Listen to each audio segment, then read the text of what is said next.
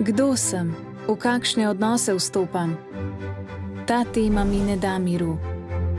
Zavit v tančico skrivnosti človek ne more, da si ne bi zastavljal temeljnih vprašanj in skušal poiskati odgovore. Čemu obstajam?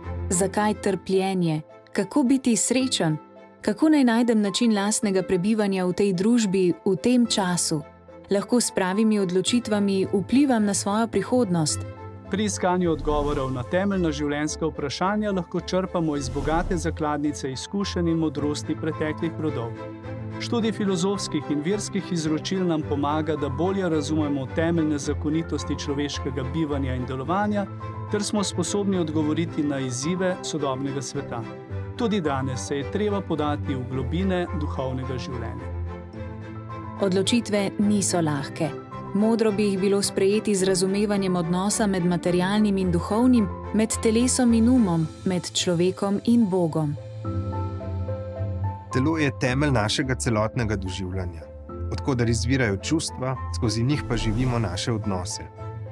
Vse to močno vpliva na naše premisleke in duševno-duhovne naravnanosti, zato je poznavanje medsebojnih vplivov telesa na dušo in duha ter obratno ključnega pomena za življenje vsakega izmed nas.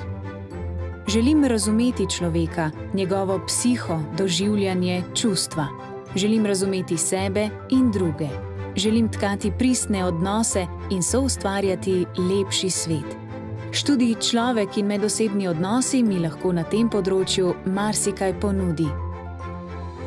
Pri nas študentje nimajo le vpisne številke, za nas imajo imena. Poleg tega, da študentom podajamo znanja o medosebnih odnosih in ponujamo tudi pristne medčloveške odnose.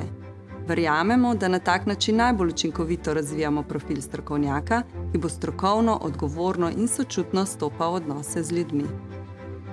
Smer zakonska in družinska terapija me bo ob pomoči teološke modrosti opremila z veščinami podpore ljudem v stiski in mi pokazala, kako biti promotor duševnega zdravja. Teološki in religijski študiji pa bodo osvetlili odnos do samega sebe, do drugih in do Boga. Mislim, da se vse pomembne reči v življenju zgodijo v odnosu.